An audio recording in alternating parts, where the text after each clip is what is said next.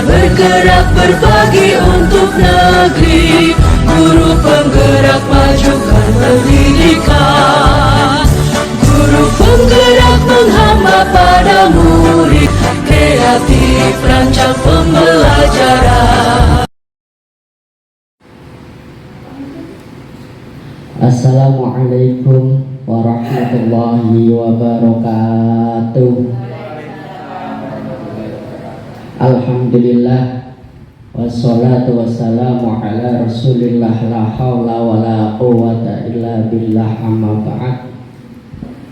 Yang saya hormati kepala sekolah di Negeri Patoryudan Bu Lilis Listowati, Bapak Ibu ya yang insyaallah dirahmati Allah. Alhamdulillah, puji syukur pada siang hari ini kita masih diberi kesehatan, nikmat taufik hidayah dan inayahnya, sehingga kita semua dapat berkumpul di sini guna untuk mengikuti diseminasi pemahaman dan penerapan budaya positif calon guru penggerak angkatan 11 Kabupaten Jepara. Mudah-mudahan acara pada siang hari ini nanti memberi manfaat kepada kita semua, ya, umumnya kepada anak-anak didik kita semua. Amin ya rabbal alamin. Kedua kalinya sholawat salam tak lupa selalu kita haturkan kehadirat baginda Muhammad Rasulullah Sallallahu Alaihi Wasallam. Biqaulina Allahumma sholli ala sayyidina wa maulana Muhammad, Nabi yang mengantarkan kita semua dari zaman jahiliyah menuju zaman penuh dengan ilmu manfaat seperti sekarang ini. Mudah-mudahan kita semua diakui sebagai umatnya, fa insyaallah mendapatkan syafaat minat dunia hatta ilal akhirah. Amin ya rabbal alamin. Sebelumnya Bapak Ibu, saya mewakili dari CGB Angkatan 11 ya. Yang pertama, terima kasih sekali atas waktu yang telah jenengan sami berikan ya, jenengan royo-royo datang ke sini untuk mengikuti diseminasi hari ini. Karena apa? Ini merupakan bagian dari aksi nyata yang harus kita laksanakan ya. Diseminasi ini lebih ke arah kita menebar kebaikan. Selama ini kita sudah mempelajari beberapa modul, antara lain yaitu modul 1.1 sampai 1.4. Setelah selesai kita mengimbaskan kepada guru-guru yang ada di sekitar kita ya. Jadi apa yang kita pelajari kita sebarluaskan kepada guru-guru. Itu yang dimaksud sebagai diseminasi. Gitu ya. Mohon Bu Suci next. Selanjutnya ada pepatah mengatakan tak kenal maka tak sayang. Nah, ini merupakan sebelah kanan itu fasilitator Pak Rifki Triawan dari Tegal ya. Dia yang selalu memfasilitasi kita untuk kegiatan dalam guru penggerak ini. Yang kedua yaitu Bu Istifaiyah, yang mungkin Bapak Ibu sebagian sudah pernah melihat ya, yang pernah mendampingi kita waktu PI 1 dan PI 2. Beliau adalah guru dari SMP Melonggo. Nah, yang sebelah sini ini perkenalkan, saya Muhammad Rozikin dari SD Patoryudan Angkatan 11 bersama Bu Suci Nur Amalia. Kita satu fasilitator dan satu PP. Makanya hari ini kita gabung, kita berkolaborasi. Karena apa? Untuk aksi nyata pada pertemuan ini itu harus minimal 10 orang ya. Karena kemarin saya sudah koordinasi dengan Bu Kepala, banyak Bapak Ibu yang izin tidak bisa. Akhirnya apa? Hanya 4 guru yang bisa. Karena kurang, makanya saya berkolaborasi dengan Bu Suci. Biar apa? Biar kita satu lebih maksimal dalam menyampaikan, yang kedua sesuai dengan target yaitu 10 guru. Itu ya Bapak Ibu ya. Mungkin jenengan ada yang bertanya kok kita disuruh di sini, ya itu berarti kita kolaborasi. Oke? Nah itu, monggo di next.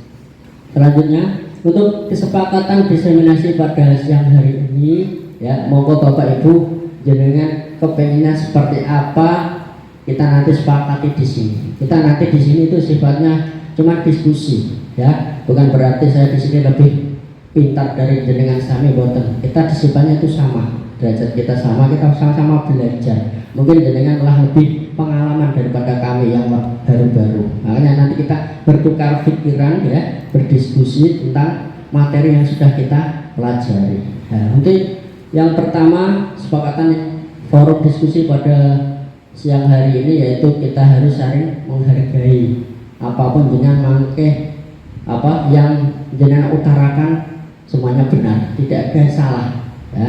Kebenaran itu adalah mutlak. Yang kedua ya, kita harus menjadi pendengar yang baik ya, karena kita diskusi sama-sama, ayo kita sama-sama jadi pendengar yang baik. Moga pun ya. Yang ketiga ya, berpakaian rapi dan sopan. Selanjutnya boleh makan dan minum dengan tenang. Nah ini kesepakatan boleh atau tidak kita nanti selama diskusi Bapak Ibu. Kalau memang jenengan menghendaki boleh, berarti nanti kita ganti boleh, terus dikasih tenang, atau mungkin tidak boleh ya, terus kita tulis pokok. Ada yang mau berpendapat boleh atau tidak makan pada kita diskusi pada siang hari ini, monggo pendapat dari Bu Rini. Boleh Pak. Boleh. Oke. Yang lain boleh ya?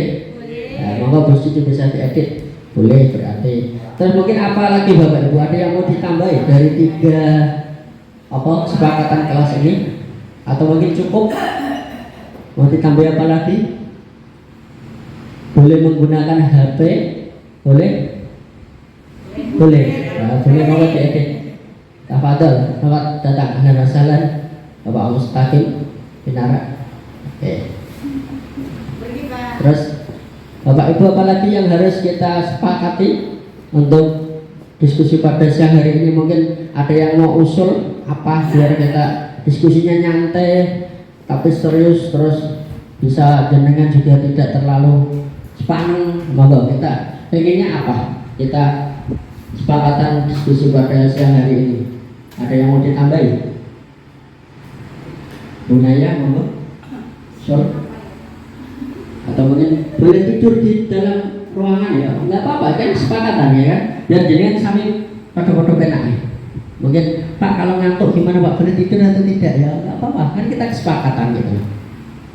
Monggo, nggak ada, ini sudah cukup.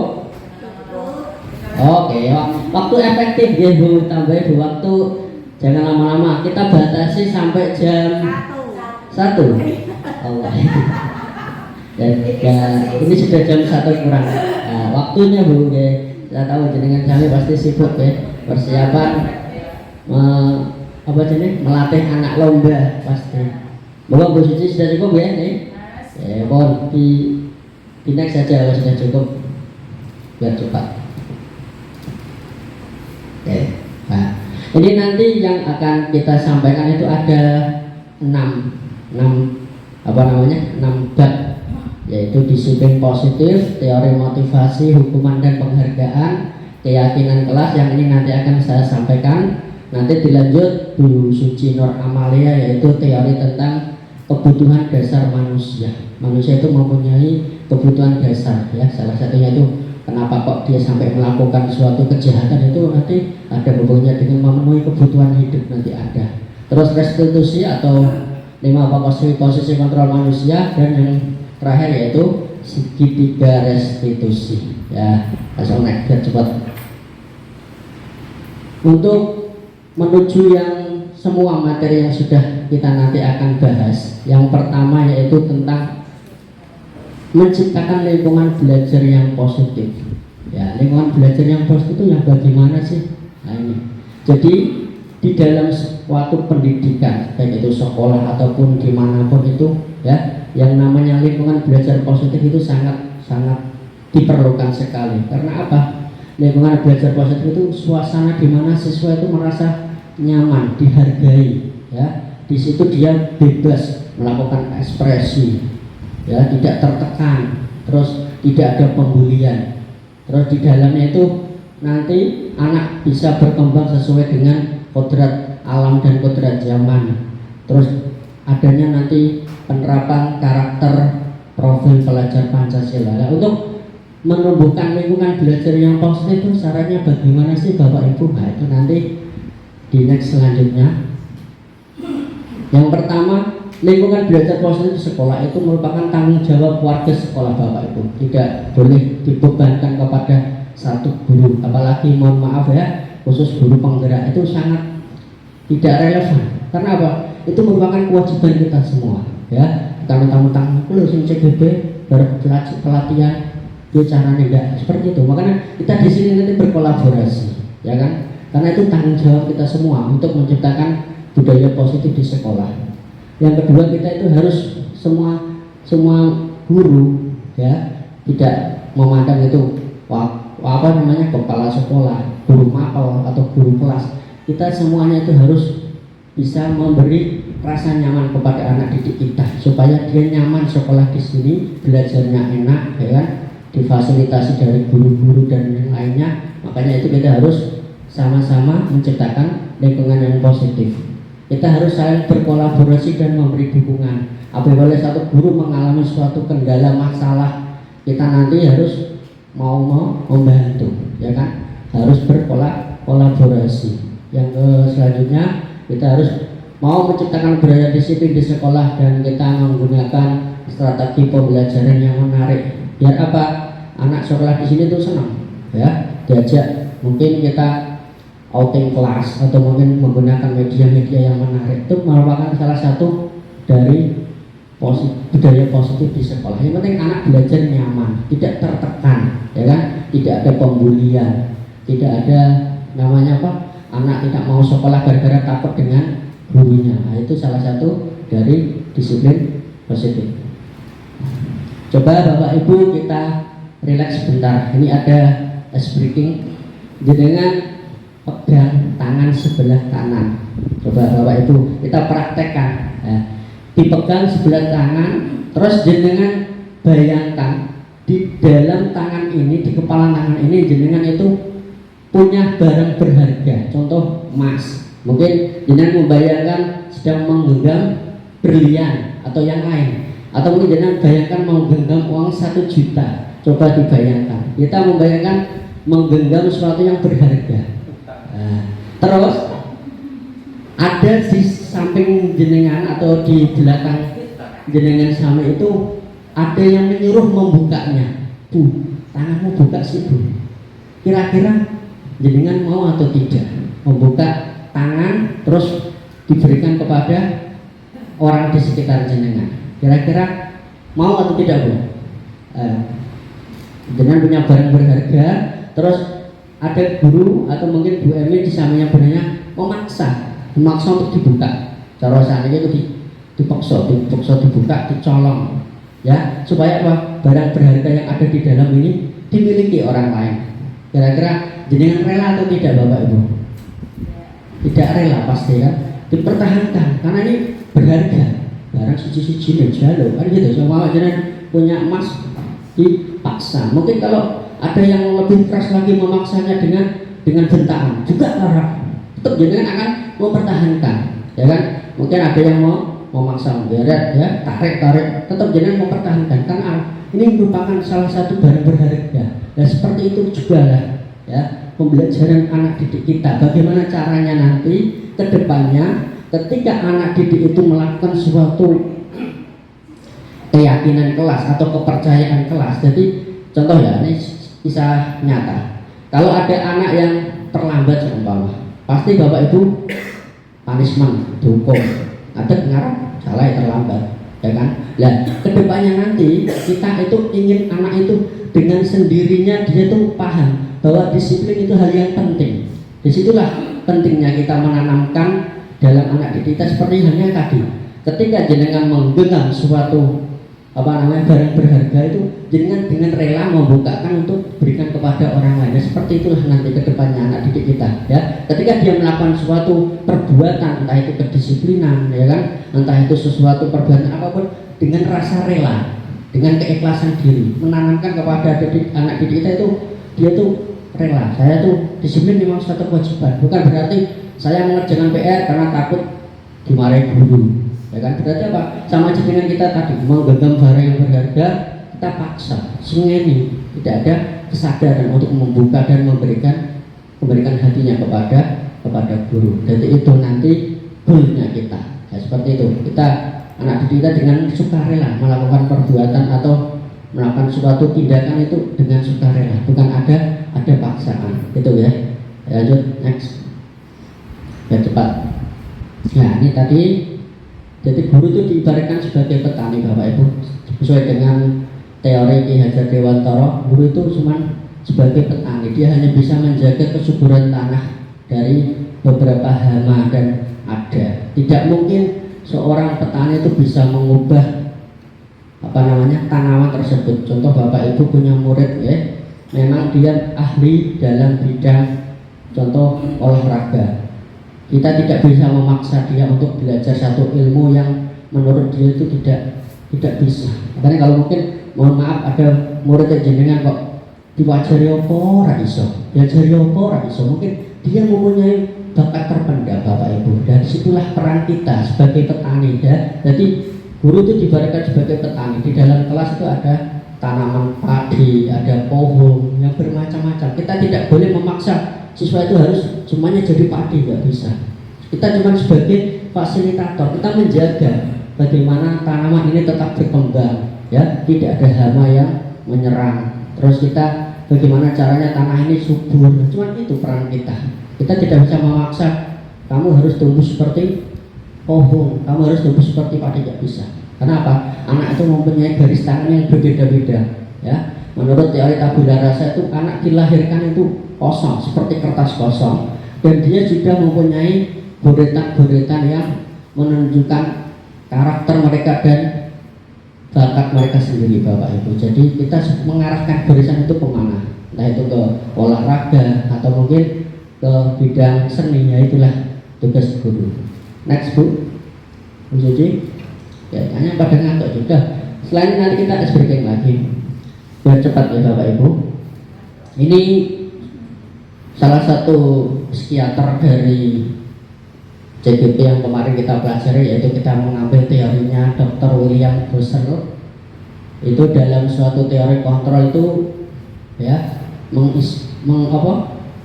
meluruskan beberapa konsepsi tentang makna kontrol. Jadi biar kita tuh tahu bagaimana cara mengontrol anak itu biar tidak kebablasan atau mungkin tidak terlalu anak itu terkekang itu bagaimana ya. Jadi nanti sudah ini cuma bawaan, seterusnya itu nanti ada. Biar cepat Bu, next. Nah, ini yang dimaksud dengan paradigma itu apa sih? Paradigma itu adalah proses perubahan pikiran seseorang yang mungkin selama ini nanti itu kita berpikir bahwa semua kontrol itu berada di guru. Tidak Bapak Ibu ya, beda. Karena anak sekarang dengan anak dulu itu berbeda. Guru itu biasanya tuh ada satu respon, dua teori kontrol. Semua orang melihat itu sama. Kita mencoba mengubah agar orang berpandangan sama dengan kita. Itu yang dimaksud dengan stimulus respon. Ini yang mungkin guru-guru yang dulu terapkan ya. Kamu harus mau ngikuti seperti aku. Seperti itulah yang dimaksud dengan stimulus respon. Adanya pemaksaan ya, bujukan. Seperti tadi ketika orang mau menyuruh membuka tangannya. Terus ada pola pikir menang dan kalah. Ketika saya kok mendapatkan nilai bagus, berarti saya menang. Ketika saya mendapat nilai jelek, berarti saya gagal. Tidak seperti itu. Nah, yang nanti kita kedepannya itu adalah teori kontrol. Setiap orang memiliki gambaran yang berbeda-beda, sudut pandang yang berbeda-beda tentang murid tersebut. Terus kita berusaha untuk memahami pandangan orang lain, ya. Bagaimana saya kedepannya itu bagaimana, kita harus bisa memahami anak didik kita masing-masing. Semuanya pasti mempunyai tujuan. Hanya Anda yang bisa mengontrol diri sendiri dan Anda juga nanti berpikir menang dan menang. Tidak ada yang kalah dalam mendidik itu. Tidak ada anak yang gagal, tidak ada anak yang berhasil ya. Bijinya apik-apik, oh berarti saya berhasil. Kok bijinya lelek, berarti bicang ini gagal. Bukan seperti itu. Ya, itu yang disebut sebagai teori kontrol. Semuanya pasti ada jalannya masing-masing. Next. Nah, ini pelajaran pertama. Tadi itu pembuka. Sekarang adalah materi pertama, yaitu tentang disiplin positif. Sudah tadi saya singgung sedikit bagaimana sih cara melakukan disiplin positif. Next. Nah, kita bernyanyi dulu Bapak Ibu. Mas Breaking kayaknya nggak semangat. Ayo kita nyanyi. Ada yang tahu lagu Pelajar Pancasila? Paham nggak? Ini mungkin Bapak Ibu setiap hari dinyanyikan di kelas. Ya kita cawok-cawok biar semangat ya. Tidak usah tegang ya Bapak Ibu, relax. Anggap saja kita berdiskusi atau mungkin jagung-jagung aja lah. Jangan istilahnya seperti itu ya. Coba. Pelajar Pancasila beriman dan bertakwa pada Tuhan Yang Esa dan berakhlak mulia, berkeinginan global, gotong royong mandiri, kreatif dan bernalar kritis. Beri tangan yang meriah buat kita semua. Semangat ya. Ya cepat Bu, karena waktu kita dibatasi jam 1. Oke. Nah, kita belajar dulu tentang disiplin Bapak Ibu. Mungkin selama ini kita yang berpikiran kita disiplin itu apa sih? Disiplin itu ya membuat seseorang itu ya bagaimana ya sesuai dengan apa yang kita inginkan. Ojo terlambat, itu disiplin ya kan. Menurut kita mungkin disiplin itu kan ada yang mengatakan suatu keadaan yang mengharuskan kita itu sesuai dengan apa yang guru inginkan. Ojo terlambat, garap PR, seperti itu kan. Mungkin selama ini pikiran kita kan seperti itu ya. Sedangkan menurut Yajur Dewantara, setiap ada kemerdekaan di situ harus ada disiplin yang kuat. Untuk menciptakan murid yang merdeka, syarat utamanya harus adanya disiplin. Maksud disiplin tinggi yaitu memiliki motivasi internal ya, anak memiliki motivasi dalam dirinya, tidak ada paksaan untuk dia tidak terlambat seperti yang tadi saya contohkan ya kan. Anak kok terlambat berarti dia tidak punya motivasi, bukan berarti karena apa dia keset. Jadi kita mengubah sudut pandang Bapak Ibu di sini bedanya tipis ya kan.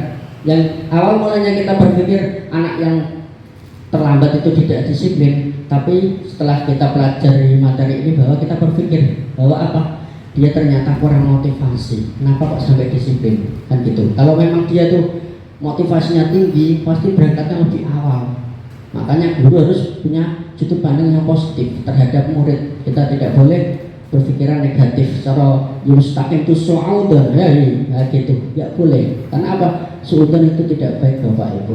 Guru itu juga seperti itu. Kok anak kok tidak mengerjakan PR, berarti dia kurang motivasi. Sekolah ini orang tujuan mungkin, bukan berarti oh malas kamu itu bodoh nggak bisa, tidak. Karena itu disebut dengan disiplin. Disitulah nah, disiplin diri itu membuat orang dapat menggali potensi menjadi suatu tujuan apa yang dia hargai. Namun dalam budaya kita makna disiplin itu telah berubah menjadi sesuatu yang dilakukan seseorang pada orang lain untuk mendapatkan kepatuhan ya. Selama ini kan yang dimaksud disiplin kan sebenarnya patuh sampai aku itu disiplin, bukan seperti itu. Jadi disiplin itu adalah bagaimana caranya anak itu bisa merdeka dan dia mempunyai motivasi internal untuk menuju menjadi manusia yang bahagia dunia dan akhirat. Jadi di situ nanti pola pikir kita yang harus kita ubah, paradigma tentang disiplin. Next. Tujuan dari disiplin yaitu menanamkan motivasi pada murid-murid kita, yaitu menjadi orang yang ingin mereka inginkan dan menghargai diri sendiri. Ini apa namanya? Tujuan dari disiplin positif yang sudah saya paparkan tadi di depan. Tujuannya itu ini ya. Supaya kita itu menanam motivasi menjadi orang yang apa yang mereka inginkan, terus menghargai diri sendiri.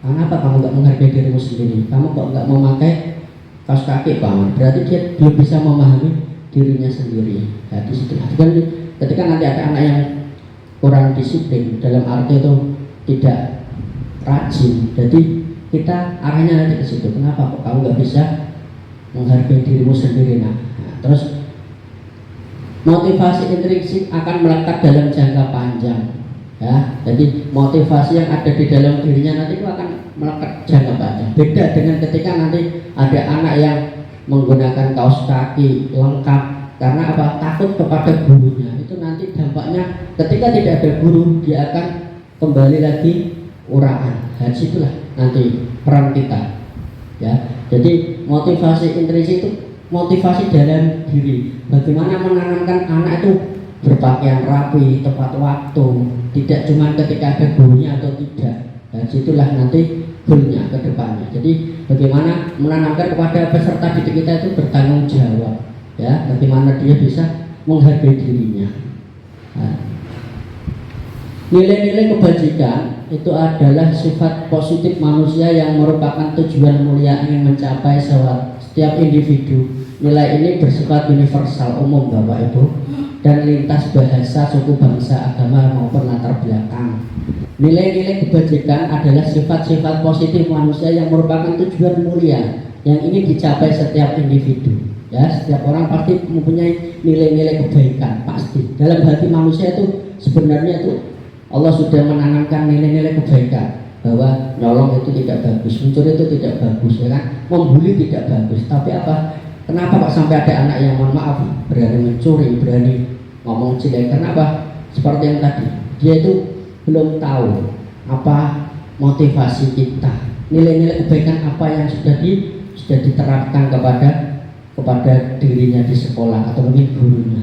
Mungkin kurangnya siraman rohani bisa, ya. Terus pemahaman bahwa itu loh tidak bagus. Nah, ini kurang bagus. Disitulah nanti peran guru. Ya, lanjut next.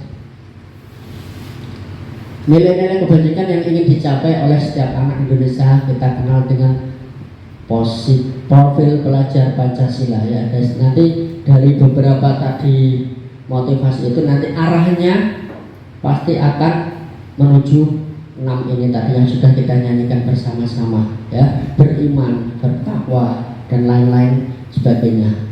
Menurut next aja biar cepat, ya, sesuai dengan standar pendidikan nasional bahwa dalam rangka menciptakan lingkungan positif, maka setiap warga sekolah dan pemangku kepentingan perlu saling mendukung. Kita harus saling mendukung, baik guru, kepala, maupun pihak-pihak yang terkait,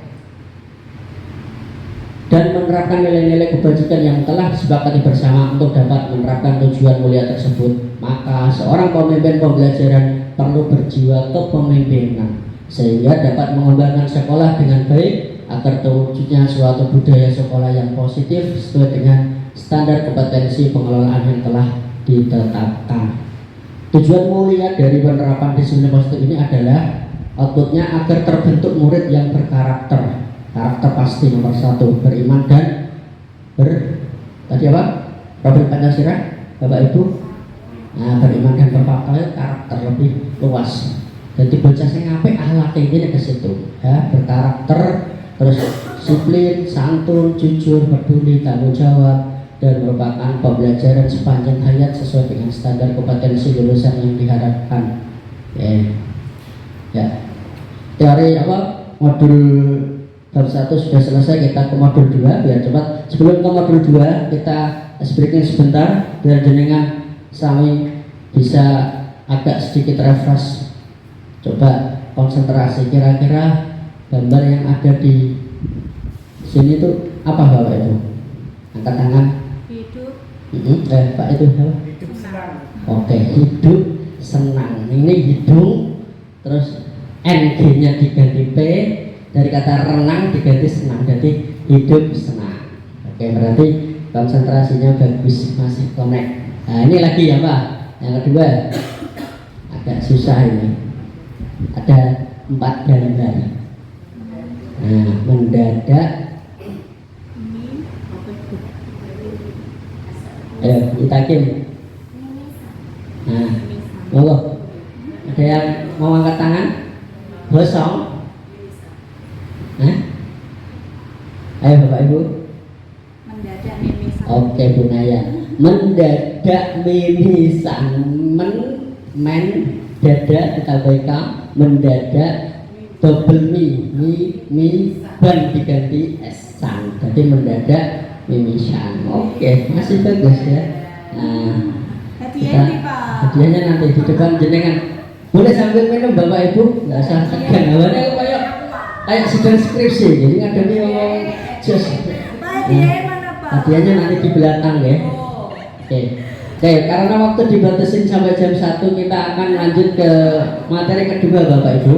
Mau nggak mau kita harus belajar materi yang kedua, menyampaikan ya. Ada 3 motivasi perilaku manusia Bapak Ibu, sudah saya paparkan tadi di depan. Dan setiap manusia itu punya 3 motivasi sebenarnya. Ini teori menurut Dian Bosel dalam buku yang berjudul Restructuring School Discipline. Jadi manusia itu dalam melakukan suatu tindakan itu termotivasi berdasarkan tiga aspek. 1, untuk menghindari ketidaknyaman atau menghindari hukuman. Ini motivasi eksternal dari luar. Anak disiplin berangkat jam 7 takut kalau dimarahi bapak ibu guru. Itu motivasi dari luar, bukan dari dalam dirinya. Ya, seperti tadi saya sebutkan, anak mengerjakan PR supaya tidak dimarahi guru karena dia ingin menghindari ketidaknyamanan atau hukuman agar PR berat segini guru nih. Nah, itu.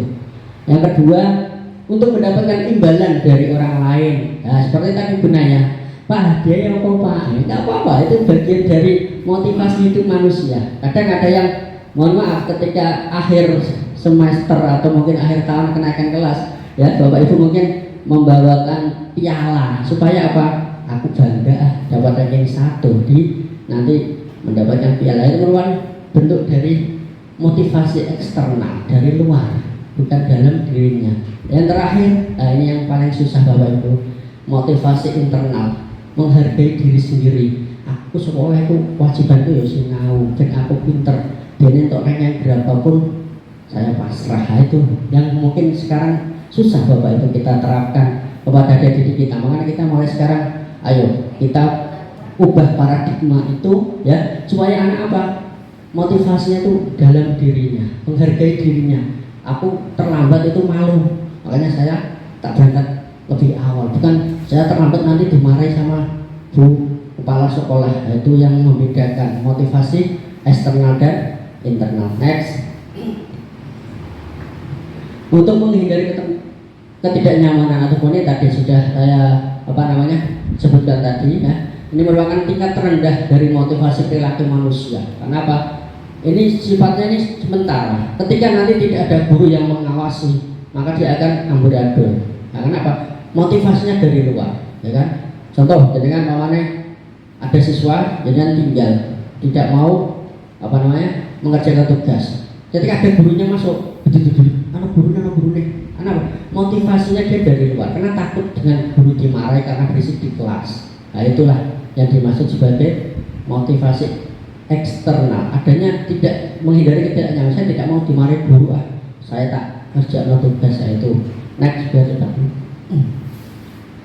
Nah, ini yang tadi motivasi internal untuk menghargai diri sendiri. Mereka melakukan sesuatu karena nilai-nilai yang mereka yakini dan hargai, dan mereka melakukannya karena mereka ingin menjadi orang yang melakukan nilai-nilai yang mereka yakini tersebut. Bahwa saya yakin belajar itu pahala, ya. Saya yakin karena orang taat itu pahalanya banyak. Itu yang nanti harus kita tanamkan kepada adik kita. Kenapa kok harus kita memakai? Kadang-kadang anak yang kritis, Pak, ngapa tak Pak sekolah tidak sepatu nih orang kabel? Oh ibuku kok anak sing buta ya kok, masa tak balik ya? Disitulah kita harus bisa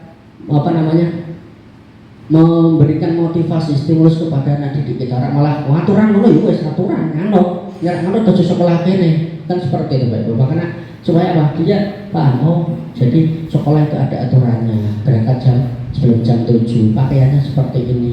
Nah, itu yang harus kita tanamkan. Bukan berarti harus seperti ini pokoknya melu. Nah, itu nanti yang harus kita tanamkan, motivasi internal itu. Ya, Dewantoro mengatakan bahwa merdeka itu artinya tidak hanya terlepas dari perintah, tidak hanya dia itu karena diperintah. Tanpa diperintah pun dia berangkat. Seperti contoh sholat, ya kan? Motivasi internal yang ada di siswa itu, ketika dia sholat, ada yang mungkin kena sholat tak jajak nonang, kena sholat tak hukum, nanti masuk neraka, itu kurang pas. Jadi harus dia tertanam ke dalam dirinya, ya, tanpa diperintah. Dia itu sholat, kenapa? Dia sudah memerintahkan dirinya sendiri. Oh, sholat itu suatu kewajiban bagi saya. Nah, seperti halnya makan. Kalau kita nggak makan pasti lapar. Tanpa harus diperintahkan, mangan, kena mangan jualan. Tidak. Itu motivasi eksternal tadi, ya kan? Kalau nanti kamu makan, tak jajak nah, itu motivasi eksternal. Ya, yang penting itu kita harus bisa menanamkan kepada anak didik kita sesuai dengan Diajar Dewantara ini, bisa memerintah dirinya sendiri menjadi orang yang baik. Hukuman atau restitusi ini bersifat tidak terencana atau tiba-tiba. Anak atau murid tidak tahu apa yang terjadi dan tidak dilibatkan. Biasanya itu kategori hukuman itu ini. Biasanya dadakan, ya kan? Terus hukuman itu bersifat satu arah, biasanya dari guru. Gara-gara PR wis, apa ya enaknya? Tak kon ngadeg, tak kon nang kantor, tak suruh lari ya. Itu biasanya itu dadakan. Terus yang kedua, hukuman itu bersifat satu arah, biasanya dari pihak guru. Murid tidak tahu nanti apa konsekuensi yang ia hadapi ketika tidak mengerjakan PR itu. Hukuman yang diberikan bisa berupa fisik atau psikis. Murid atau anak disakiti oleh suatu perbuatan atau kata-kata. Meskipun kita mungkin tidak menyuruh anak push up atau lari, meskipun anak itu kadang kita katakan kamu set, itu pun melukai hati dan pikiran anak didik kita. Ya Bapak Ibu ya. Jadi ucapan pun juga merupakan salah satu hukuman. Bocah itu loh pinter, bocah itu loh tak iso. Itu juga merupakan salah satu hukuman bagi anak didik kita. Kita dibanding-banding guys, istilahnya gitu. Karena apa? Anak itu potensinya beda-beda Bapak Ibu. Tidak boleh kita mau judgement ke pinter itu gendeng ini rapate. Itu tidak diperbolehkan dalam pendidikan. Lanjut. Nah ini konsekuensi sudah tadi. Oke. Next saja Bu biar cepat. Nah ini dihukum oleh penghargaan. Seperti yang tadi saya sebutkan, mohon maaf mungkin di sekolah Bapak Ibu tidak ditemukan ya. Tadi setiap akhir semester atau akhir tahun ada namanya perankingan atau piala, yaitu mungkin yang kurang dikehendaki dari pendidikan kita. Kenapa? Tujuannya itu hanya untuk apa? Plot-plotkan siswa pinter, raiso, semedeng, gedeng, nah itu nanti arahnya ke situ. Jadi itu termasuk hukuman juga Bapak Ibu. Penghargaan seperti itu hukuman bagi siswa itu. Aku serak bakal untuk juara, mau gedeng kok. Seperti itu. Kenapa? Tertanam dalam hatinya Bu. Berarti sing juara Caiku, mesti Caiku terus. Nah, kenapa? Pengaruhnya itu jangka pendek dan jangka panjang. Hukuman itu bisa membekas di pikiran manusia. Tadi masih Bu. Terus penghargaan merupakan suatu hukuman Bapak Ibu ya. Beda reward penghargaan dan tadi itu sifatnya sedikit saja sedikit. Nanti kita diskusikan. Penghargaan itu mengurangi ketepatan, penghargaan itu kurang efektif, dan penghargaan itu merusak hubungan. Next. Saat ini kita berulang kali menjanjikan hadiah kepada anak-anak agar berperilaku bertanggung jawab. Benek belum nyapu, sregep, bijimu tak tambah. Umumnya saya seperti itu juga, ya Bapak Ibu pasti. Atau kepada seorang murid agar mempelajari sesuatu yang baru, atau kepada seorang karyawan agar melakukan perbuatan yang berkualitas.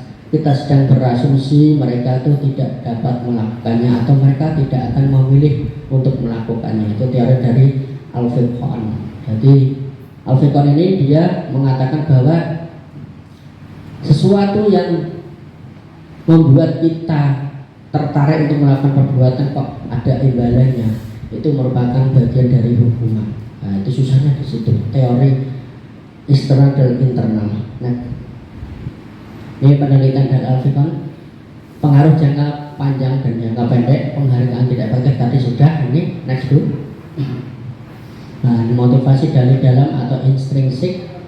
Saat seorang anak belajar untuk pertama kali menggabungkan huruf dan kata-kata serta menyadari bahwa ia dapat membaca, timbul pijar di matanya dan sebuah senyuman di wajahnya. Senang pertama kali, iya aku sama saya bisa nulis, berarti dia senang.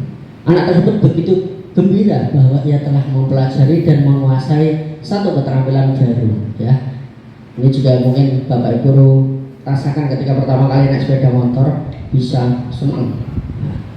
Kesadaran akan kemampuannya bahwa dia sudah dapat membaca sesungguhnya sudah merupakan suatu penghargaan.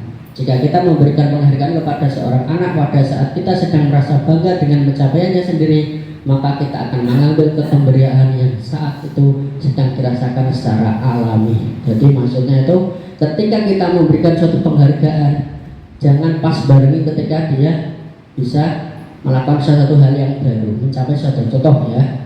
Bapak Ibu memberikan sepatu kepada anak didik ketika dia nilainya bagus, itu kurang tepat menurut teori intrinsik. Jadi ketika kita memberikan sepatu baru, berikanlah ketika dia itu sudah menemukan jati dirinya. Contoh gini ya, nah kalau kamu ya besok kok dapat nilai 100, bagus. Nah, contoh seperti itu. Yang kedua, tiba-tiba jenengan memberikan sepatu. Anak bertanya, Pak, itu sepatu?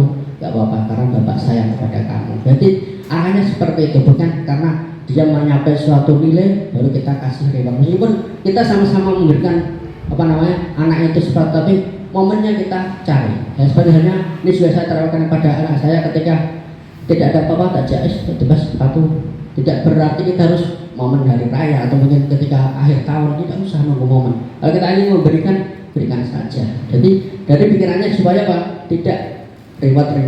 Nih aku siapa itu kok bapak? Ya apa? Tidak seperti itu. Jadi jangan anak buat jadi manja bapak ibu dengan reward atau penghargaan. Itu ya. Lanjut Bu. Restitusi atau hukuman. Proses menciptakan kondisi bagi murid untuk memperbaiki kesalahan mereka sehingga mereka bisa kembali pada kelompok mereka dengan karakter yang lebih kuat ya. Dari dosen tahun 2004. Restitusi juga merupakan proses kolaborasi yang mengajarkan murid untuk mencari solusi untuk masalah mereka dan membantu murid berpikir tentang orang seperti apa yang mereka ingin menjadi, tujuan mulia dan bagaimana mereka harus mempermalukan orang lain. Jadi restitusi ini sifatnya itu hukuman yang mempermalukan dirinya sendiri. Jadi supaya dilihat, ini loh contoh anak yang tidak cerdas, anak-anak itu merupakan restitusi ya, hukuman membuat mental mereka jadi down di dalam kelas. Itu loh contoh anak yang satu ini kayak ini, lihatlah muka mereka itu tidak boleh bapak ini. Lanjut next. Ciri-ciri restitusi bukan untuk menebus kesalahan namun untuk belajar dari kesalahan. Yang kedua, memperbaiki hubungan. Tawaran bukan paksaan. Restitusi menuntut untuk melihat ke dalam diri. Restitusi mencari kebutuhan dasar yang mendasari tindakan. Restitusi diri adalah cara yang paling terbaik. Restitusi fokus pada karakter bukan tindakan. Restitusi fokus pada solusi. Restitusi mengembalikan murid yang berbuat salah kepada kelompoknya. Nah, coba. Nah ini coba. Ini sebenarnya ada, sudah kemarin saya buatkan biar cepat. Ketika ada anak yang terlambat, biasanya kita disuruh untuk push up atau mungkin menulis 100 kali di dalam buku, saya tidak akan terlambat, saya tidak akan terlambat. Itu merupakan sanksi hukuman atau konsekuensi hukuman. Karena ini kosong ya, kita naik nanti saudara, karena ini berhubung biar cepat sudah saya kasih jawabannya. Jadi itu merupakan hukuman Bapak Ibu. Jadi itu menghukum bagaimana anak itu dia tidak tahu kesalahannya dan bagaimana cara memperbaikinya. Bisa agak terlambat penulis, besok diulang lagi ya, seperti itu karena dia tidak punya motivasi dalam diri dia sendiri. Yang kedua, lari mengelilingi lapangan basket 2 kali karena terlambat hadir sekolah, hukuman. Ya, murid diminta push up karena tidak menggunakan masker ke sekolah waktu COVID kemarin, hukuman. Mengganti kertas teman yang telah dicoret-coret ini konsekuensi.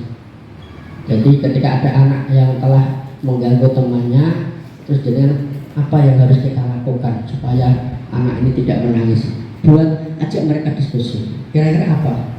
Anu Bu tak ijolinya itu bagian dari beda dengan menghukum. Hukum biasanya kan bocah bener, joli cara meskipun arahnya sama-sama mengganti, tapi kan beda dengan tadi.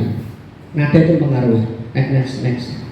Ini materinya hari ini. Nah, ketiga, keyakinan kelas yang akan nanti kita buat di kelas itu keyakinan kelas ya. Coba gambar dulu Bapak Ibu. Ada yang bisa ini gambar apa itu? Super. Itu buah per ya. Super mobil. Nah, per itu Bu. Super mobil tinja ya, super mobil tinja sedang, dari kata pedang diganti sedang makan daging. Oke, next, kasih satu teori. Nah ini keyakinan kelas. Jadi kedepannya nanti kita disuruh untuk membuat keyakinan kelas Bapak Ibu. Keyakinan kelas itu beda dengan peraturan kelas. Ya biasanya keyakinan kelas itu nilainya lebih, kata-katanya lebih indah, lebih elok ya. Jangan membuang sampah di dalam kelas, itu kesepakatan kelas. Beda. Kalau keyakinan kelas itu jagalah kelas ini tetap bersih. Nah, bedanya di situ nanti. Next biar cepat. Nah, ini bedanya. Mengapa tidak peraturan kelas? Karena kalau peraturan itu biasanya itu menggunakan kata-kata negatif. Jangan gaduh, jangan mengganggu teman, jangan membuang sampah, jangan. Ketika kita menggunakan kata-kata jangan, anak malah identik dengan larangan, tapi akhirnya takut. Kalau peraturan kelas itu biasanya kan jangan. Sedangkan kita nanti disuruh membuat keyakinan kelas. Kalau keyakinan kelas itu sudah anak-anak sudah bisa menerapkan, akhirnya nanti menjadi keyakinan sekolah. Jadi sekolah itu terciptalah budaya disiplin. Tidak ada yang membuli, tidak ada yang buang sampah sembarangan, ya kan? Tidak ada anak yang terlambat. Ya, next. Nanti ada contohnya. Nah, tahap menciptakan program kebajikan atau disiplin positif. Naik aja Bu, ini nanti kita di kelas saja. Keyakinan kelas ini berupa pernyataan universal, sedikit saja agar mudah diingat, jangan terlalu panjang keyakinan kelas itu. Sesuai kondisi sekolah, terus dibuat dalam bentuk positif, kata-katanya semua warga kelas itu terlibat. Kata-katanya itu lebih simple. Lanjut. Nah, contoh keyakinan kelas, ya kan? Jadi kita itu harus menerapkan kata-kata yang mudah dipahami. Hindari kata jangan, tidak boleh dan sebagainya. Tapi gantilah dengan kata-kata yang mendidik atau memotivasi. Ciptakanlah kebersihan di lingkungan kelas. Kebersihan adalah pangkal kesehatan. Nanti arahnya kan kita yang penting kan dilarang buang sampah. Jadi di situ nanti bedanya keyakinan dan peraturan kelas. Nah ini di sini salah satu contoh ya, yang sebelah kanan itu peraturan kelas. Selalu kembalikan buku di tempatnya. Nilai yang ada di dalamnya apa? Nilai tanggung jawab. Ketika ada anak yang membuang sampah sembarangan, berarti dia tidak memahami nilai-nilai kebersihan, ya kan? Ketika ada anak yang membuli temannya, berarti dia kurang memahami nilai-nilai saling menyayangi. Disitulah nanti peran kita menanamkan nilai-nilai ke dalam diri anak didik kita itu, biar memahami nilai-nilai yang ada. Contoh, jenengan ketika di jalan raya menggunakan helm, nilai kebaikan yang dapat kita peroleh atau Bapak Ibu ketika kita bawa helm. Kenapa kita disuruh bawa helm? Menghindari polusi. Oh, berarti jenengan eksternal, ya, menghindari hukuman. Kalau jenengan meskipun ada polusi, tidak ada polusi, tetap pakai helm, berarti jenengan sudah menghargai nilai-nilai, yaitu nilai-nilai keselamatan. Di situ nanti outputnya di situ nanti, bukan paksaan. Jadi kita sudah memahami nilai-nilai untuk anak didik kita. Next Bu. Nah ini keyakinan, membuat keyakinan kelas. Jadi nanti ya depannya kita mungkin bisa dipraktekkan guru kelas, membuat keyakinan kelas. Saya harus saling menghargai, saling menyayangi, seperti itu. Kata-kata yang memotivasi, itu namanya keyakinan kelas. Bukan jangan ribut di kelas, jangan membuang, enggak. Seperti itu. Lanjut. Nah, contohnya keyakinan kelas tadi sudah ya. Tekun bekerja dan menyimak guru, tidak mendengarkan guru dan acuh tak acuh. Nanti itu arahnya tadi ya, nilai ekstrinsik. Lanjut. Nah, sudah ini. Nah ini nanti aja ketika sudah pelaksanaan. Oke, dari materi 1 sampai 3 sudah selesai. Mohon maaf ketika ada kata-kata yang kurang berkenan. Untuk selanjutnya yaitu motif teori ke-4 dan ke-6, mohon kesadaran hatinya, masih ada waktu, sabar, kita lanjut oleh Bu Suci. Terima kasih Pak Ikin atas waktunya. Sebelumnya perkenalkan, saya Suci Nur Amalia. Tadi sudah dikenalkan Pak Ikin ya di depan ya. Saya mengulanginya. Kenalkan, nama saya Suci Nur Amalia. Saya dari SD Negeri 5 Panggang, CGP angkatan 11. Saya 1 PP dan 1 Fasil dengan Pak Ikin. Di sini saya akan memaparkan tentang kebutuhan dasar manusia dan dunia berkualitas. Next Pak Ikin.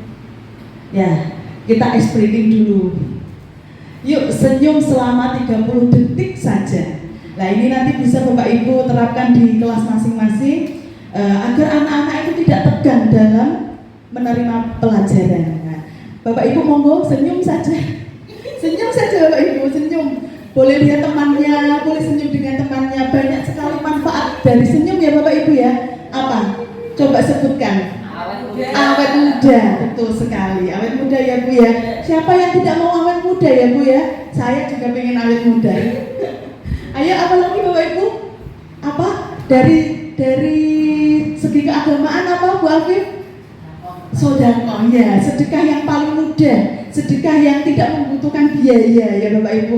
Senyum saja itu sudah dianggap bersedekah. Terus apa lagi dari segi kesehatan selain awet muda Bapak Ibu?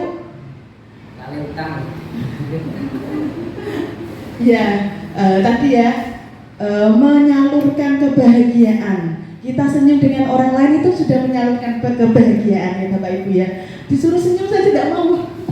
Mau gak senyum Bapak Ibu, senyum sekali lagi. Nah begitu. Terima kasih atas senyuman manisnya. Monggo Pak Ikin. Next. Kita lanjutkan materi ya Bapak Ibu ya, kebutuhan dasar manusia. Seluruh tindakan manusia memiliki tujuan tertentu. Semua yang kita lakukan adalah usaha terbaik kita untuk mendapatkan apa yang kita inginkan. Ketika kita mendapatkan apa yang kita inginkan, sebetulnya saat itu kita sedang memenuhi satu atau lebih dari satu kebutuhan dasar manusia. Nanti kita akan tahu apa saja kebutuhan dasar manusia itu. Nah ini salah satunya adalah tindakan manusia itu pasti mempunyai tujuan ya Bapak Ibu. Kita berada di sini juga mempunyai tujuan. Begitu. Next Pak Ikin. Di sini, nah ini ada 5 dasar kebutuhan manusia. Yang pertama adalah kebutuhan untuk bertahan hidup. Yang kedua cinta dan kasih sayang. Yang ketiga kebebasan. Yang keempat kesenangan atau fun. Yang kelima kekuasaan atau power. Kebutuhan bertahan hidup yaitu kebutuhan yang bersifat fisiologis untuk bertahan hidup, misalnya kesehatan, rumah, dan makanan. Kebutuhan biologis sebagai dasar dari proses reproduksi termasuk kebutuhan untuk tetap bertahan hidup. Komponen psikologisnya adalah pada kebutuhan ini meliputi kebutuhan akan perasaan aman. Next, selanjutnya adalah kasih sayang dan rasa diterima. Love and belonging. Kebutuhan untuk disayangi dan diterima meliputi kebutuhan akan hubungan dan koneksi sosial, kebutuhan untuk memberi dan menerima kasih sayang. Anak-anak yang memiliki kebutuhan dasar kasih sayang dan rasa diterima yang tinggi biasanya ingin disukai dan diterima oleh lingkungannya. Mereka juga akrab dengan orang tuanya, biasanya mereka belajar karena suka pada gurunya. Bagi mereka teman sebaya sangatlah penting. Next, penguasaan. Kebutuhan ini berhubungan dengan kekuatan untuk mencapai sesuatu, menjadi kompeten, menjadi terampil, diakui atas prestasi dan keterampilan kita. Didengarkan, rasa memiliki rasa harga diri. Kebutuhan ini meliputi keinginan untuk dianggap berharga, bisa membuat perbedaan, bisa membuat pencapaian, kompeten, diakui, dihormati. Ini meliputi self-esteem dan keinginan untuk meninggalkan pengaruh. Selanjutnya kebebasan. Kebutuhan untuk bebas adalah kebutuhan akan kemandirian, otonomi, memiliki pilihan dan mampu mengendalikan arah hidup seseorang. Anak-anak dengan kebutuhan kebebasan yang tinggi menginginkan pilihan. Mereka perlu banyak bergerak, suka mencoba-coba, tidak terlalu terpengaruh dengan orang lain dan senang mencoba hal yang baru.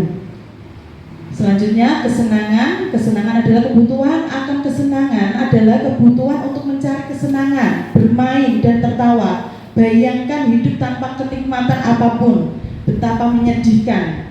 Glaser menghubungkan kebutuhan akan kesenangan dengan belajar. Semua hewan dengan tingkat intelijensi tinggi, misalnya anjing, lumba-lumba, primata dan lain-lain bermain. Saat mereka bermain, mereka mempelajari keterampilan hidup yang penting. Manusia itu tidak berbeda, sama seperti itu tadi ya, hewan tadi.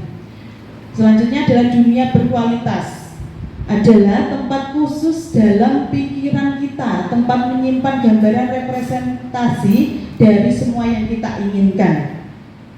Lanjut saja Pak Ikin, nanti masih ada tanya jawab. Kita ice breaking ya Bapak Ibu. Monggo ditebak gambar 1 KR, kemudian ada itik, ya, kritik tajam. Bagus. Yang selanjutnya kopi susu, mudah ya Bapak Ibu ya. Ayo lanjut Pak Ikin. Selanjutnya adalah posisi kontrol. Ya, di sini ada 5 posisi kontrol guru. Mungkin selama ini kita menjalankan profesi guru itu sudah melaksanakannya Bapak Ibu, tapi mungkin belum terarah dalam menerapkan 5 posisi kontrol. Yang pertama penghukum, kedua pembuat orang merasa bersalah, ketiga teman, keempat monitor atau pemantau, yang kelima manajer. Next, yang pertama adalah penghukum, seorang penghukum. Nah di sini misalnya guru itu menemui anak atau ada kasus anak yang misalnya mencontek pada waktu ulangan. Nah itu misalnya kita langsung hukum, menghukum anak itu tanpa tahu alasan atau apa-apa, mungkin langsung dihukum, nilaimu 50 misalnya seperti itu, atau berdiri di depan kelas karena kamu sudah membuka buku saat ulangan, seperti itu penghukum. Yang kedua, pembuat orang merasa bersalah. Misalnya ini posisi ini biasanya guru akan bersuara lebih lembut, akan lebih halus karena akan memberikan rasa bersalah pada si anak tadi. Kamu kok begitu ya, tidak kasihan sama Bu Guru. Bu Guru sudah capek-capek loh mengajarkan kamu. Jadi si anak itu merasa salah dirinya. Lanjut Pak Iyen. Teman di sini adalah posisi yang tidak akan menyakiti murid. Tidak akan menyakiti murid, namun akan tetap berupaya mengontrol murid melalui persuasi. Murid itu misalkan ada masalah, kita ajak ngobrol Bapak Ibu. Kita posisikan kita sebagai teman. Bicara saja, cerita sama Bu Guru, cerita sama Pak Guru. Kenapa kamu tadi kok terlambat? Misalnya seperti itu. Selanjutnya adalah monitor atau pengamat. Posisi pemantau, ya, berdasarkan dari peraturan dan konsekuensi dengan menggunakan sanksi atau konsekuensi, memisahkan hubungan pribadi kita dengan murid sebagai seorang yang menjalankan posisi pemantau. Ini kita memantau terlebih dahulu sebelum kita melakukan tindakan. Misalkan kita beri hukuman atau beri konsekuensi, itu kita pantau terlebih dahulu. Lanjut Pak. Selanjutnya adalah posisi manajer yang terakhir ini. Posisi di mana guru berbuat sesuatu bersama dengan murid, mempersilahkan murid, mempertanggungjawabkan perilakunya, mendukung murid agar dapat menemukan solusi atas permasalahannya sendiri. Nah, jadi selama ini kita kan mungkin jika ada murid yang salah itu langsung, wes itu tugas hukuman untuk kamu, lari lapangan. Tadi seperti yang dicontohkan Pak Ikin, nulis minta maaf selama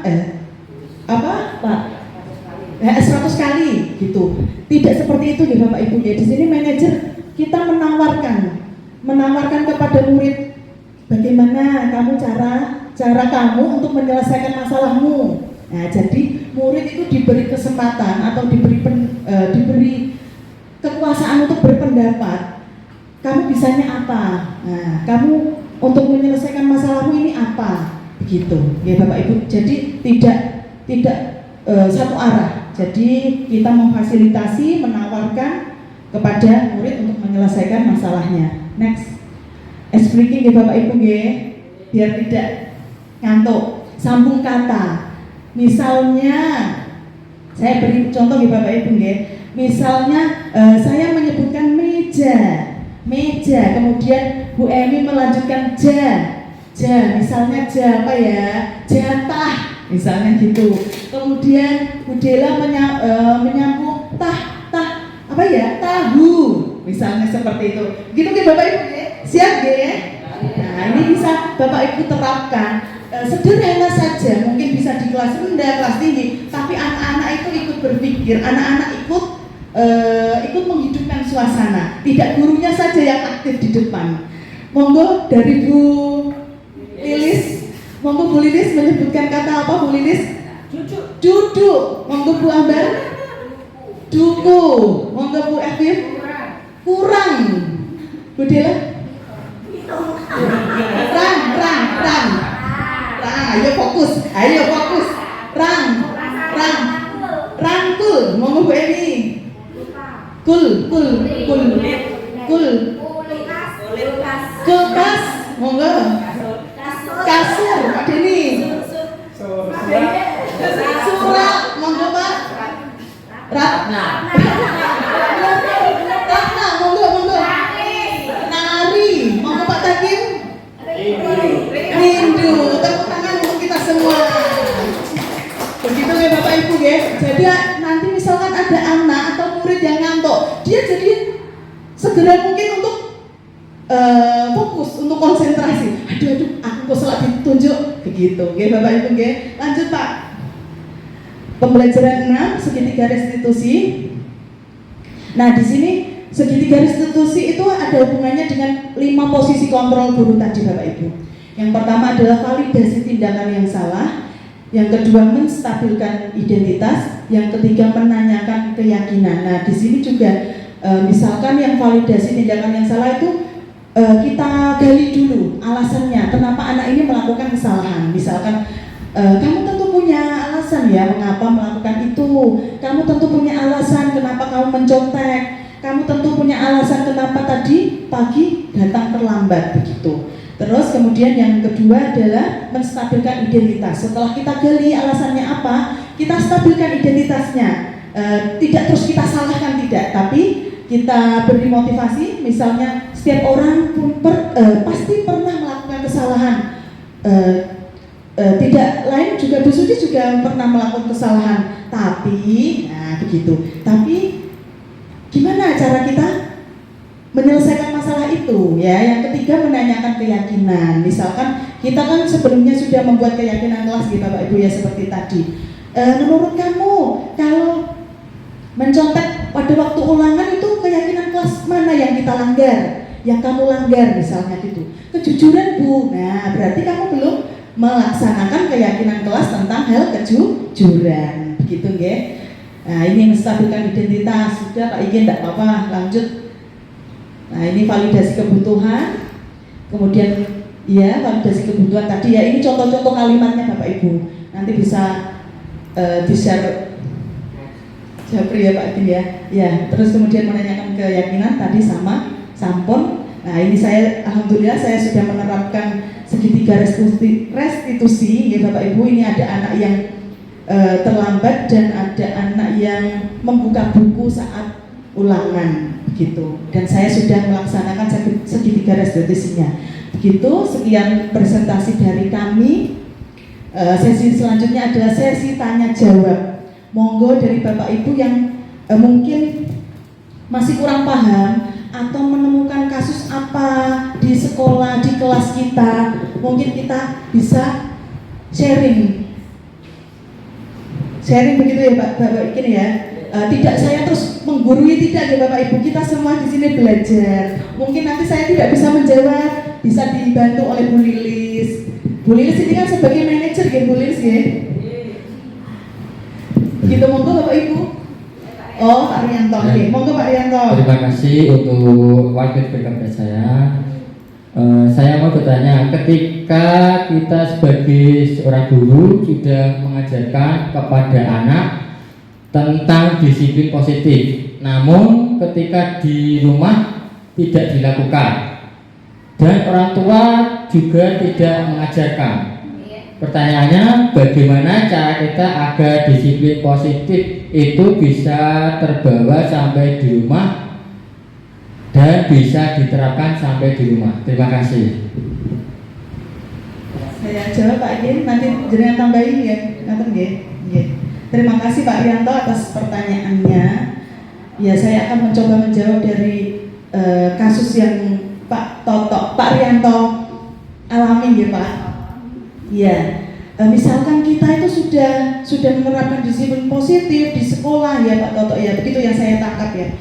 Tapi ternyata di rumah itu orang tua tidak ikut andil, orang tua tidak meneruskan. Misalkan kan tidak tahu ya, orang tua kan mungkin punya kesibukan yang lain gitu. Jadi anak-anak itu memang sampai di rumah lepas semua ya Pak, tidak terus yang dinasihati guru di sekolah tentang keyakinan kelas kita mungkin wes dilupakan. Nah, begitu. Maksudnya Pak Toto begitu ya Pak. Mungkin caranya mungkin begini Pak. Kita bisa selama ini kita kan sering memberikan PR atau tugas anak itu berupa materi ya Bapak Ibu ya.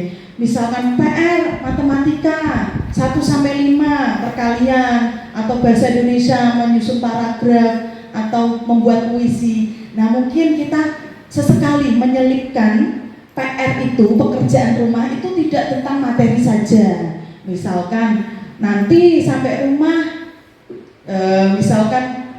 hal yang kecil saja, lepas sepatu, terus kaos kaki dilipat, dimasukkan kembali kalau besok masih dipakai, atau dimasukkan di keranjang kotor. Misalnya seperti itu Pak. Terus nanti anak itu diberi PR, diberi tugas. Siapa yang sudah melaksanakannya dicatat di bukunya masing-masing. Misalnya seperti itu. Atau nanti lakukan satu kegiatan yang merupakan disiplin positif tapi di rumah. Misalnya seperti itu Pak. Jadi anak nanti akan terbawa. Oh, aku dapat tugas dari Pak Toto untuk melaksanakan disiplin positif. Apa ya kira-kira ya? Membantu ibu boleh ya kan Pak, begitu. Membersihkan tempat tidurnya sendiri, begitu. Gitu ya Pak G. Saya kira itu dari saya. Monggo Pak Ikin jika mau menambahkan. Terima kasih atas pertanyaannya dari Pak Toto. Ya, di sini ingin menanggapi mengenai bagaimana cara menerapkan disiplin positif kepada anak peserta didik kita, tidak hanya ketika di sekolah, di lingkungan pun juga tertanam gitu Pak ya. Nah, itulah gunanya kita sebagai seorang guru seperti tadi yang disebutkan oleh Kiai Dewantoro. Kita hanya bisa untuk itu Pak, memastikan tanaman itu subur dari beberapa hama ya. Seperti hanya sekarang ini banyak sekali tidak cuman lingkungan Pak, HP pun juga ya kan. Kadang mohon maaf anak pulang sekolah orang tuanya disuruh di rumah, tidak boleh keluar, tapi dia buka aplikasi yang di dalamnya itu mengandung unsur-unsur kekerasan. Kadang orang tua juga mikir loh, anakku kurang tahu bola, ternyata sifatnya seperti ini. Itu ada terjadi kelas 2 di sini itu ada kemarin itu, ternyata anakku mohon maaf ya sangat temperamen, beda dengan ketika dia di rumah kalau ada orang tuanya, karena orang tuanya terkenal sangat galak seperti itu.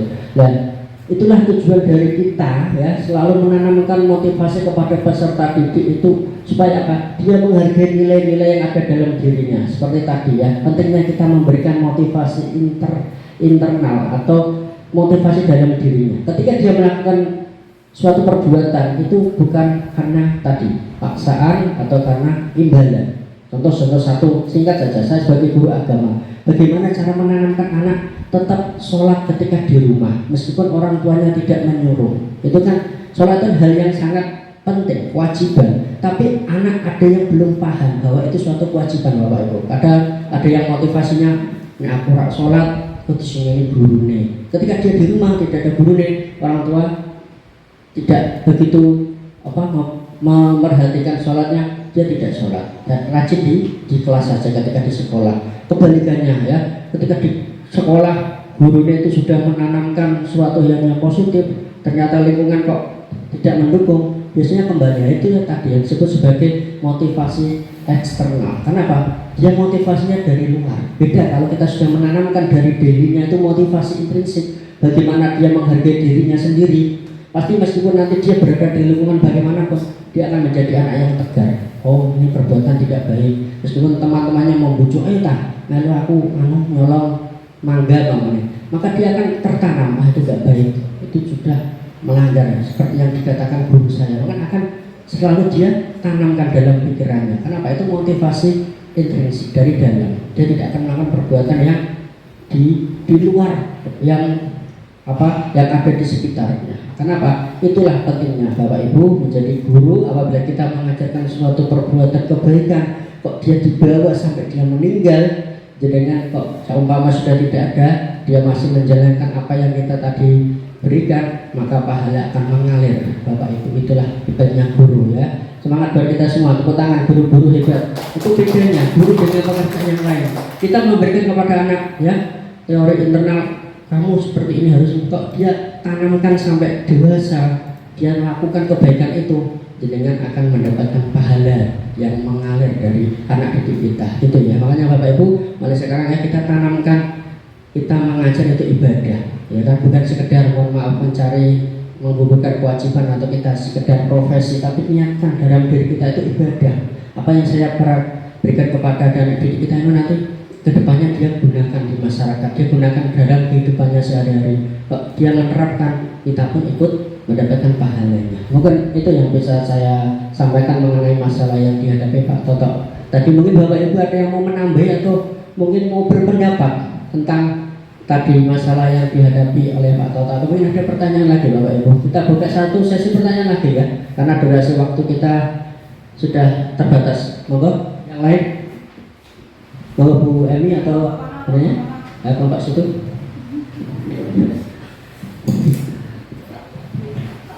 Monggo Bu Lilis atau mungkin ada yang mau menambah, mau bertanya. Kalau tidak berarti kita selesai pertemuan pada siang hari ini.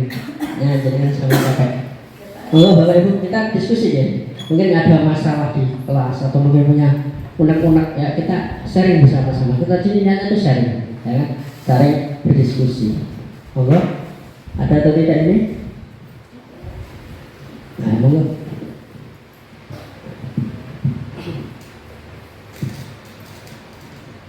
Terima kasih waktu yang diberikan.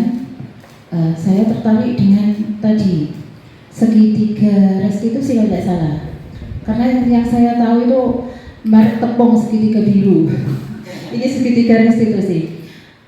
Yang saya tanyakan, bisakah Bapak Ibu memberi contoh real yang dimaksud dengan segitiga restitusi yang benar-benar realita kita hadapi seperti apa? Terima kasih. Terima kasih. Ini sebenarnya kalau ada waktu saya memperlihatkan video, karena kemarin kita sudah mempelajari materi ini dan kita sudah membuat video. Kita main peran saja ya. Seumpama jenengan sebagai guru, ya kan. Ada siswa yang terlambat, jenengan baru ngajar, ya kan. Ada siswa yang terlambat, tiba-tiba baru datang. Dan siswa itu sudah setiap hari terlambat, tidak cuma 1-2 kali. Kalau mungkin 1-2 kali itu hal yang wajar ya Bapak Ibu, yang namanya anak mungkin kan bangunnya kesiangan, mungkin orang tuanya telat mengantar, itu hal yang wajar. Tapi kok setiap hari terlambat, nah bagaimana cara penanganannya dengan segitiga restitusi Bapak Ibu? Next tadi, oke. Yang pertama yaitu kita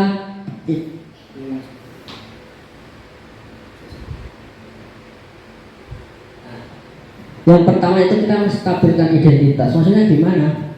Anak itu jangan langsung kita justifikasi di depan teman-teman. Itu terlambat ngopo? Jangan. Kita berikan waktu yang tenang, dibawa ke kantor atau mungkin nanti setelah pulang sekolah ketemu Bu ya, atau mungkin bapakmu suruh kesini sama saya jago. Kita menstabilkan identitas. Ini halnya juga ketika ada teman atau anak-anak yang sedang bertengkar Bapak Ibu.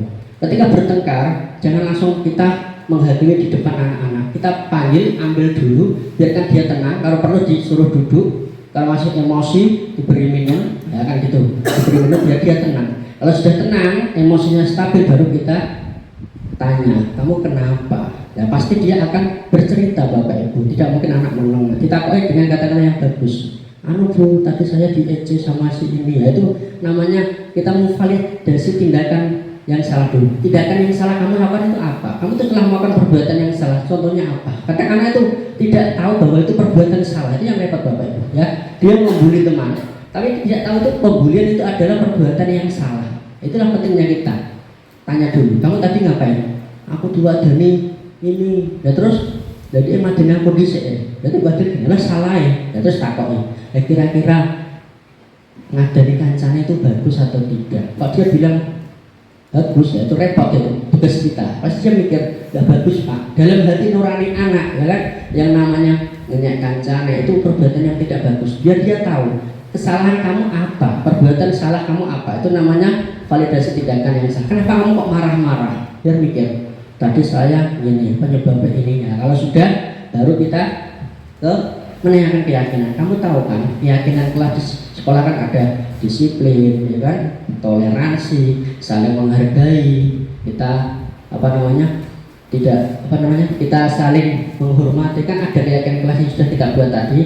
Terus dia mau kita berikan stimulus. Kira-kira apa yang kamu lakukan supaya tidak terlambat lagi? Mikir dia. Bangunnya lebih awal, Pak. Oke, apa lagi? Ya kan? Pak, ya, saya pasang alarm, Pak. Bagus. Terus setelah itu baru kita mulai penguatan, ya. Besok lagi, ya. Terlambat itu perbuatan yang kita tanamkan supaya dia termotivasi bahwa terlambat itu perbuatan yang kurang baik. Akhirnya tertanam dalam dirinya, saya besok tidak akan terlambat lagi. Mungkin itu yang bisa saya sampaikan. Bu Suci mau menambahi masalah spiritual revolusi, silakan. Ampun, oke. Aman ya Bapak Ibu. Alhamdulillah diskusi kita pada siang hari ini ya. Terima kasih dan mohon maaf sebelumnya apabila dalam kami mempresentasikan ya terlalu cepat atau mungkin dengan kurang begitu paham. Nanti di belakang kita diskusi bersama-sama apabila menemukan suatu masalah gitu ya. Ya, dari saya ya, dan Bu Suci mewakili dari CGP Angkatan 11. Terima kasih sebanyak-banyaknya atas waktu yang jenengan berikan ya, dan mohon maaf apabila ada kata-kata yang kurang berkenan. Wabillahi taufiq wal hidayah, sumaridha wal inayah. Assalamualaikum warahmatullahi wabarakatuh.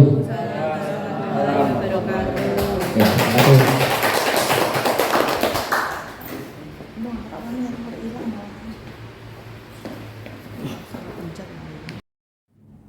Assalamualaikum warahmatullahi wabarakatuh. Memperkenalkan, nama saya Lilis Sulistiawati, SD Negeri Potroyuden, Jepara, sebagai kepala sekolah. Di sini saya akan memberikan tanggapan atas diseminasi penerapan disiplin positif yang dilakukan oleh guru kami, yaitu Bapak Muhammad Rozikin SPD. Dalam melaksanakan program diseminasi penerapan disiplin positif, saya sangat mendukung karena di sekolah kami banyak murid-murid yang kurang melaksanakan disiplin, terutama dalam waktu upacara bendera, sehingga anak-anak dapat melaksanakan dengan tertib dan baik. Program-program yang dilaksanakan oleh guru kami sangat mendukung dalam kegiatan program pengajaran yang ada di SD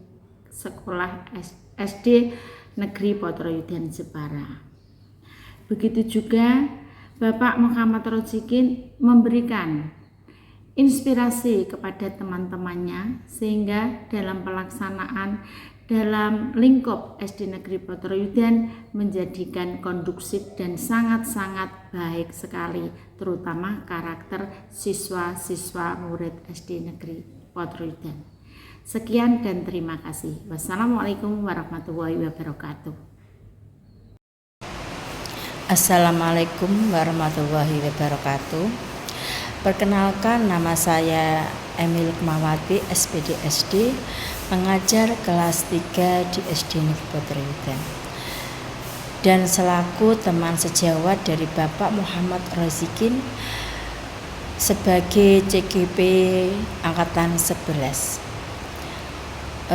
Ketika Bapak Muhammad Rozikin mensosialisasikan tentang penerapan budaya positif di sekolah, saya sangat tertarik sekali, apalagi tentang kedisiplinan peserta didik kami, terutama misalnya yang dulunya masih ada siswa yang terlambat hampir setiap hari. Maka dengan cara pendekatan dengan peserta didik tersebut, sehingga lambat laun siswa tersebut tidak terlambat datang ke sekolah lagi. Selain itu, ketika ada upacara bendera, yang dulunya ada masih banyak anak yang tidak memakai topi, dasi maupun ikat pinggang, dan masih ada yang bicara sendiri ketika mengikuti upacara bendera. Kemudian dengan pendekatan-pendekatan dengan siswa-siswa yang melakukan hal tersebut, maka lambat laun anak-anak tersebut dengan kesadaran dirinya bisa merubahnya. Misalnya sekarang anak-anak sudah memakai topi, dasi, ikat pinggang, dan mengikuti upacara dengan baik. Ini merupakan ada hal sangat positif sekali bagi sekolah kami. Pada waktu kegiatan belajar mengajar pun sikap siswa juga mengalami kemajuan yang sangat pesat. Contohnya dulu masih ada beberapa anak yang mencontek ketika ulangan. Dengan pendekatan yang positif, sekarang anak-anak dengan kesadarannya sendiri tidak ada yang mencontek ketika ulangan. Nah, itulah yang kami harapkan, semoga ke depan lebih optimal lagi anak-anak dalam mengikuti kegiatan pembelajaran dan kedisiplinan anak di sekolah. Terima kasih, kurang lebih mohon maaf. Wassalamualaikum warahmatullahi wabarakatuh.